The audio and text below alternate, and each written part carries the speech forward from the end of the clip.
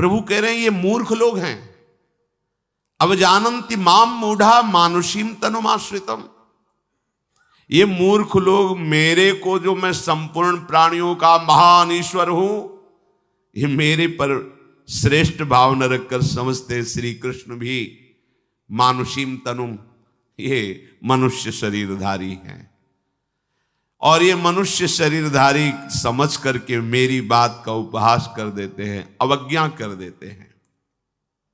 जिनकी सत्ता स्फूर्ति पाकर प्रकृति अनंत ब्रह्मांडों का क्षण में सृजन करती है, चराचर स्थावर जंगम प्राणियों को जिनकी सामर्थ्य से प्रकृति प्रकट करती है, प्रकृति और उसके कार्य मात्र का संचालन, प्रवर्तक, शासक, संरक्षक एकमात्र जो है वो है श्री कृष्ण।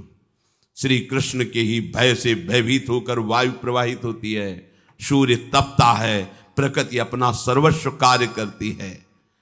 प्राणी अपने कर्मों के अनुसार जिन जिन लोकों में जाते हैं, उन उन लोकों के लोकपतियों पर भी जिनका आदेश चलता है वो है श्री कृष्ण। जो ईश्वरों का भी ईश्वर है वो है श्री कृष्ण। सर्वभूत महेश्वरम, समस्त ईश्वरों के भी ईश्वर महेश्वरम मैं हूं, प्रभु श्री कृष्ण कह रहे।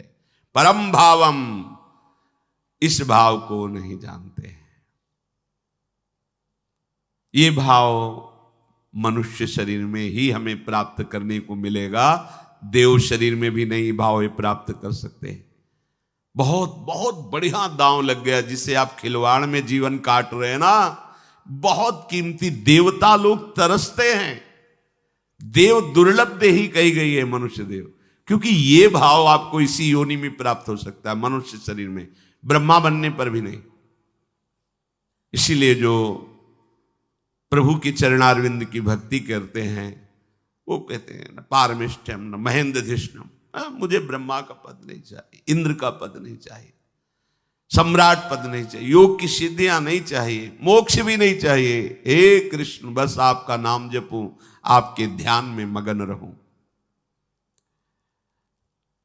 समस्त कर्मों का उलट फेर करने में जिनकी इशारे की जरूरत है, उलट फेर करने में, मतलब आपका भाग्य एकदम ही निकृष्ट कर्मों से युक्त है। जैसे सुदामा जी के भाग्य में लिखा था क्षय श्री, दरिद्रता, वैभव का नाश, श्री का नाश। और जब तंदुल पाए भगवान ने तो उलट फेर कर दिया, क्षय का उल्टा करो यक्ष, और श्री उल्टा इधर रख लो, यक्ष श्री।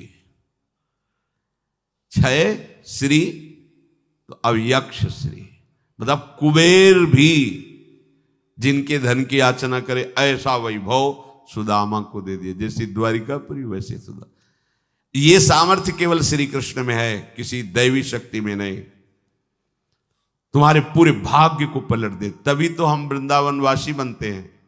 ये हमारे भाग्य से थोड़ी है, हमारे भाग्य को पलट दिया लाडली जी ने, तभी तो हम ठसक से रहते हैं कि हम मरेंगे तो यहीं मरेंगे। तो तुम अपने भाग्य के विधाता थोड़ी हो कि तुम सोचोगे वही हो जाएगा।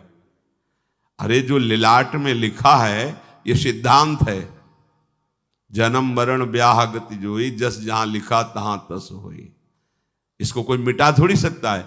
लेकिन शरणागत, मैं अखंड वृंदावन वास करता हूं, यहीं अपने शरीर को रज में छोड़ूंगा, बदल गया भाग्य।